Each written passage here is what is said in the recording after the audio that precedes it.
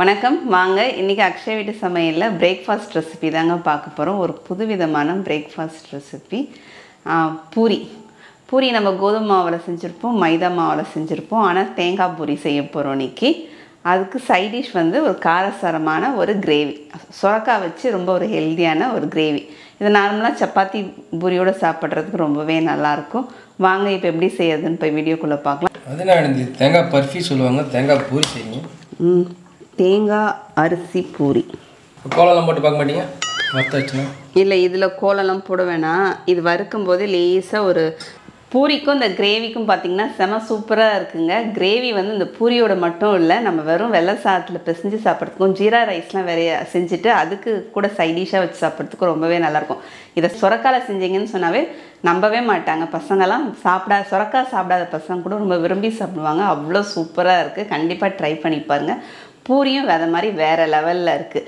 இப்போ சொரக்காய் கிரேவிக்கு இப்போ இந்த சைஸில் ஒரு சொரக்காய் எடுத்துருக்கேங்க இதை கழுவிட்டு கட் பண்ணி எடுத்துகிட்டு வந்துடலாம் அதுக்கு ஒரு 3 வெங்காயம் இந்த சைஸில் நீங்கள் பெருசாக இருந்துச்சுன்னா 2 கூட எடுத்துக்குங்க அப்புறம் 2 தக்காளி பழம் இதெல்லாம் கட் பண்ணி எடுத்துகிட்டு வந்துடலாம் இப்போ சொரக்காய் வெங்காயம் தக்காளிலாம் கட் பண்ணி எடுத்துகிட்டு வந்துட்டோங்க இப்போ இங்கே ஒரு கடாய் எடுத்துருக்கேன் அதிலே நம்ம இந்த சொரக்காவை சேர்த்துடலாம் இதில் கொஞ்சமாக உப்பு சேர்த்துக்கலாங்க இந்த காய்க்கு மட்டும் தேவையான அளவுக்கு உப்பு சேர்த்துக்கலாம் ஒரு 2 சிட்டிகை அளவுக்கு மஞ்சத்தூள் 1 ஸ்பூன் அளவுக்கு வெறுமிளகாத்தூளுங்க கொஞ்சமாக 1 ஸ்பூன் அளவுக்கு எண்ணெய் ஊற்றிடுறேன்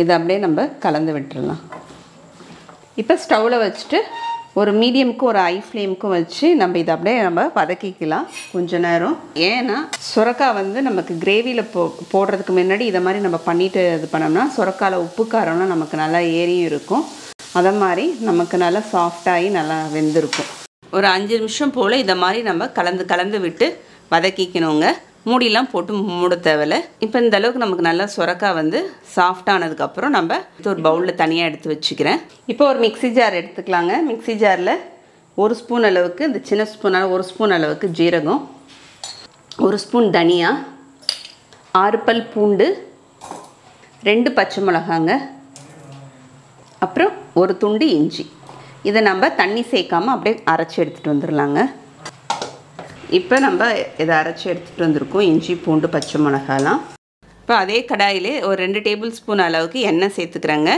எண்ணெய் நீங்கள் கொஞ்சம் கம்மியாக வேணும்னா கூட ஒரு டேபிள் ஸ்பூன் மட்டும் சேர்த்துக்கிறதுனா சேர்த்துக்குங்க அது கூடவே ஒரு அரை ஸ்பூன் அளவுக்கு தாளிக்கிறதுக்கு சோம்பு இது பார்த்திங்கன்னா பிரியாணிக்கு போடுற இலை ரம்ப இலைன்னு சொல்லுவாங்க இதோடைய ஸ்மெல் பார்த்திங்கன்னா ரொம்ப செம சூப்பராக இருக்கும் இது இருந்துச்சுன்னா சேருங்க அப்படி இல்லைன்னா நம்ம நார்மலாக வீட்டில் இருக்கிற பிரியாணி இலையும் ஒரு துண்டு பட்டையும் சேர்த்துக்கலாம் இப்போ நம்ம கட் பண்ணி வச்சுருக்கிற வெங்காயம் சேர்த்துடலாங்க வெங்காயம் சேர்த்து வதக்கிக்கலாம் வெங்காயத்தை ரொம்ப நேரம் வதக்கணும்னு அவசியம் இல்லை ஒரு லைட்டு பிங்க் கலருக்கு நம்ம வதக்கிங்கனாவே போதும் இப்போ இதில் 1/4 ஸ்பூன் அளவுக்கு பெருங்காயத்தூள் சேர்த்துடலாம் சேர்த்து அது கூடவே அதையும் வதக்கிக்கலாம் வெங்காயம் பார்த்திங்கன்னா இந்த அளவுக்கு வதக்கினா சரியாக இருக்கும் கண்ணாடி பதத்துக்கு இப்போ நம்ம அரைச்சி வச்சுருக்கிற விழுது சேர்த்துடலாங்க சேர்த்துட்டு அதோடைய இஞ்சி பூண்டோடைய பச்சை வாசனையெல்லாம் போகணும் அதனால் ஒரு லோ ஃப்ளேமில் ஒரு 3-4 நிமிஷம் அப்படியே ஒரு 3 நிமிஷம் நம்ம அப்படியே வதக்கிக்கலாம் இப்போ அது கூட ஒரு 1/4 ஸ்பூன் அளவுக்கு மஞ்சத்தூள் 1 ஸ்பூன் தனியாத்தூள் 1 ஸ்பூன் காஷ்மீர் மிளகாத்தூளுங்க இந்த சேர்க்கும் போது அந்த கிரேவி வந்து பார்த்திங்கன்னா நல்லா கலராக இருக்கும் ஏற்கனவே காரத்துக்கு நம்ம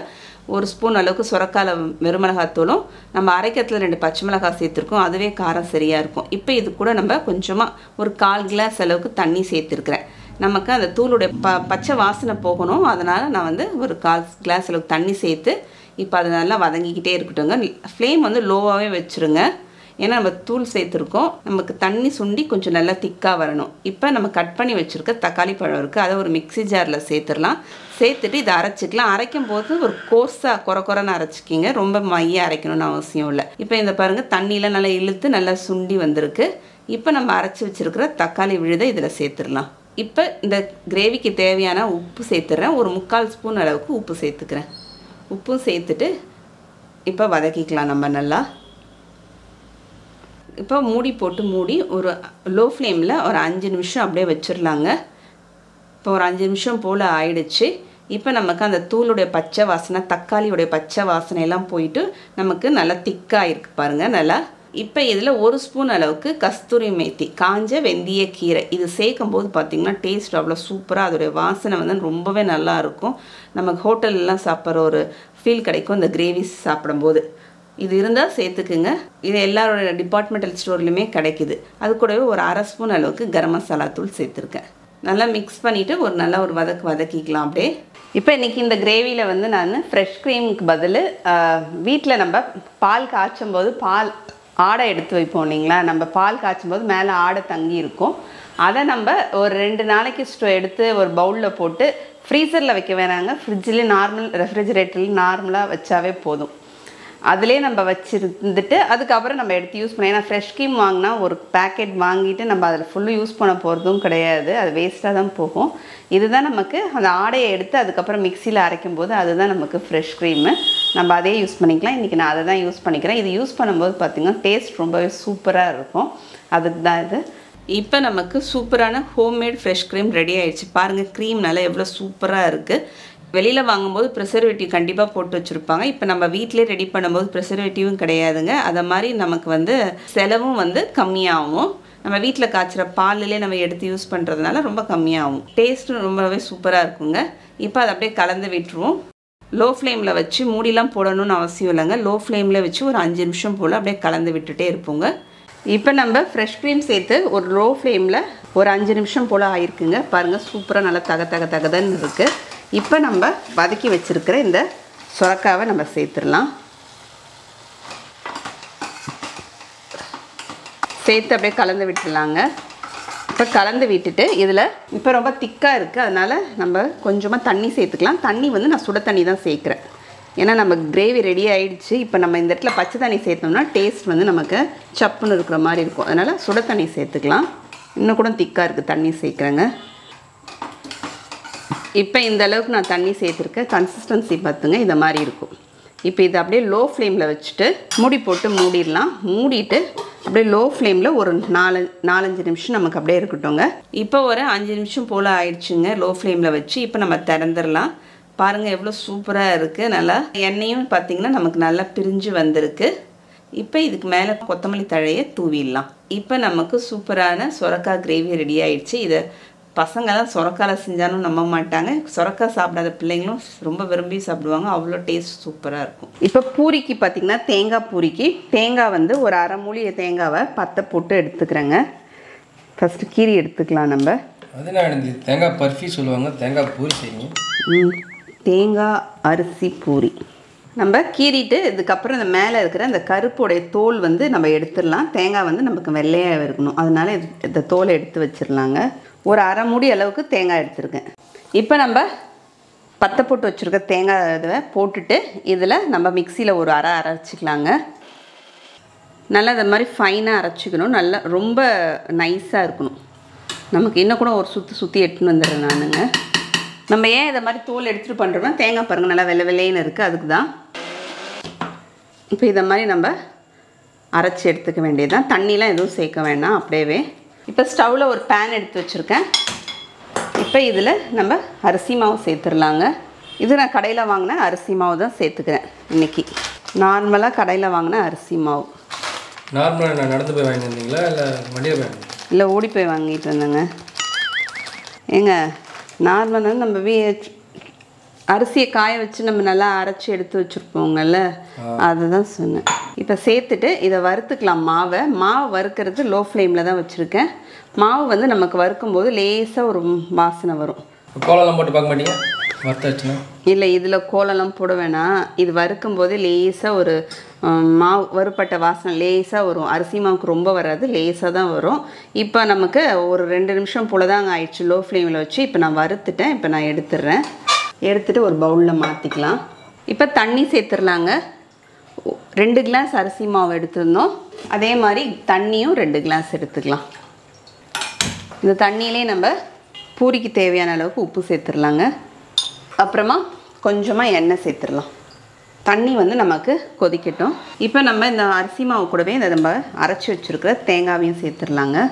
சேர்த்துட்டோம், நம்ம தேங்காவை சேர்த்துட்டோம். இப்போ நம்ம இங்கே அதுக்குள்ளே தண்ணியும் நமக்கு நல்லா கொதிச்சுட்ருக்கு. ஸ்டவ் ஆஃப் பண்ணிடுறேன். இப்போ இந்த மாவில் நம்ம கொதிக்கிற தண்ணியை சேர்த்துடலாம்.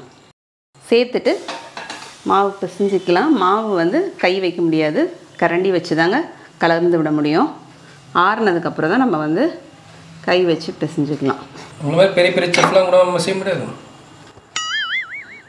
இல்லை, நான் ஒன்றும் செஃப்பு கிடையாது, நான் சாதாரண ஆள் தான். பத்தாததுக்கு எல்லாருக்கும் கை சுடுந்தாங்க, எல்லாருக்கும் மேலே தோல் தானே இருக்குது. அதுக்காக நான் கையை எண்ணெயில் உள்ள இப்போ விட்டுப்பாங்க கொதிக்கிற எண்ணெயில். இது அப்படியே தண்ணி சுட தண்ணி ஊற்றி கலந்துட்டு ஒரு 5 நிமிஷம் மூடி வச்சிட்டோம்னா நமக்கு அப்படியே ஆறிட்டும். அதுக்கப்புறம் நமக்கு கை வச்சு பிசையறதுக்கு நல்லாயிருக்கும். தண்ணி மொத்தமாக சேர்த்துறாமல் இந்த மாதிரி கொஞ்சம் கொஞ்சமாக சேர்த்துக்கலாங்க. இது அப்படியே இருக்கட்டும். வேணும்னா நம்ம பிசையும் போது கை வச்சு பிசையும் போது நமக்கு மீதம் இருக்கிற தண்ணியை சேர்த்துக்கலாம். இங்கே வந்து சும்மா ஒரு 2 ஸ்பூன் அளவுக்கு தான் தண்ணி இருக்குது. மூடி வச்சா மாவு சாஃப்டாக இருக்கும். இப்போ மூடி வச்சு ஒரு 10 நிமிஷம் போலவே ஆயிடுச்சு. இன்னமும் சூடாக தான் இருக்குது. இப்போ நம்ம கை பொறுக்கிற சூடுக்கு வந்தோடனே இப்போ பிசைய ஆரம்பிச்சுட்டு தண்ணி வந்து நான் சேர்க்கலைங்க. நான் முன்னாடியே ஊற்றின தண்ணி தான் எனக்கு இப்போ இந்த அளவுக்கு தண்ணி மீதமாக தான் இருக்குது. இப்போ கையில் கொஞ்சமாக எண்ணெய் சேர்த்துடலாம். அப்போ தான் நமக்கு ஒட்டாமல் வரும் மாவு. கொஞ்சமாக தேங்காய் எண்ணெய் தான் சேர்த்துருக்கேன். நீங்கள் நார்மல் குக்கிங் ஆயில் கூட சேர்த்துக்குங்க. நம்ம நல்லா பூரிக்கெலாம் எப்படி மாவு பிசையுமோ அதை மாதிரியே பிசைஞ்சிக்கலாம் அழுத்தம் கொடுத்து. பூரிக்கு டைட்டாக பிசையணும் ஆனந்தி. ஆமாங்க, டைட்டாக தாங்க பிசைகிறேன். பயங்கர எக்ஸ்பர்ட். இதை மாதிரி நல்லா நம்ம பிசைஞ்சிக்க வேண்டியது தான். பிசைஞ்சிட்டு நம்ம உருட்டிக்கலாங்க. ஃபஸ்ட்டு உருண்டை உருட்டி பூரிக்கு எடுத்து வச்சிடலாம். மாவு வந்து நமக்கு காயக்கூடாது, அதனால் நம்ம உருண்டை உருட்டிட்டு அதுக்கு மேலே எண்ணெயை தடவினாலும் சரி, இல்லைன்னா இந்த மாதிரி கையில் கொஞ்சமாக எண்ணெயை நம்ம தடவிட்டு உருண்டை உருட்டிக்கிட்டாலும் சரிங்க. இப்போ இதை மாதிரி ஒரு ஷீட் எடுத்துக்கலாங்க. அப்படி இல்லைன்னா வாழை இலை கூட எடுத்துக்குங்க. இதில் எண்ணெயை தடவிடலாம். இப்போ உருட்டி வச்சுருக்கிற உருண்டையை வச்சுட்டு திரும்பி இன்னொரு ஷீட்டில் லேசாக எண்ணெய் தடவி வச்சுக்கலாங்க. நான் இந்த இலை தர போறியா? சட்னியில் போட்ட 2 மிளகாய் இதில் கிள்ளி போட்டுட்டு 4 கடலைப்பருப்பு போட்டுன்னா இலை ரெடி ஆனந்தி. இப்போ இதை மாதிரி நம்ம ஒரு வட்டா ஏதாவது வச்சு அப்படியே ப்ரெஸ் பண்ணி விட்டுறலாம். இப்போ இங்கே ஓரங்களில் வந்து பார்த்திங்கன்னா நமக்கு வீரலாக இருக்கும். அதனால் ஏதாவது ஒரு டப்பாவுடைய மூடி வச்சு நம்ம கட் பண்ணி எடுத்துக்கலாங்க. இந்த மாதிரி நம்ம எல்லாத்தையும் ரெடி பண்ணி எடுத்து வச்சுக்கலாம். எண்ணெய் காஞ்சிருச்சு. இப்போ நம்ம பூரி போடுற மாதிரியே போட்டுக்கலாம். போட்டுட்டு உடனே நம்ம இது பண்ணக்கூடாது. அதுவே மேலே எழும்பி வந்தோடனே நம்ம பூரிக்கெலாம் எப்படி மேலே எண்ணெயை தெளிப்போமோ அதை மாதிரியே தெளித்து விட்டுறலாம். இப்போ புஷ்ஷுன்னு போதும். இப்போ திருப்பி போட்டுக்கலாங்க. இப்போ 2 பக்கமும் வெந்தோடனே எடுத்துக்கலாம். இப்போ நமக்கு தேங்காய் அரிசி பூரி ரெடி ஆயிடுச்சு. என்ன ஒன்று கொஞ்சம் எண்ணெய் குடிக்கிற மாதிரி தான் இருக்குது. ஆனால் ஆறிட்டினதுக்கப்புறம் சூடாக இருக்கும்போது நமக்கு எண்ணெய் தெரியுது. ஆறினதுக்கப்புறம் பார்த்திங்கன்னா பூரியில் எண்ணெய் தெரியல. சீக்கிரமும் அமுங்கலை, அப்படியே புஷ்ஷுனே தான் இருக்குது. நமக்கு வித்தியாசமாக செஞ்சு சாப்பிட்ணுன்னு நினைக்கும் போது இந்த பூரி கண்டிப்பாக ட்ரை பண்ணலாம். ரொம்ப கஷ்டம்லாம் கிடையாது. ஆனால் நீங்களும் இந்த மாதிரி செஞ்சு பார்த்துட்டு எப்படின்னு கமெண்ட்டில் சொல்லுங்கள். அடுத்த வீடியோவில் பார்க்கலாம். தேங்க்யூ.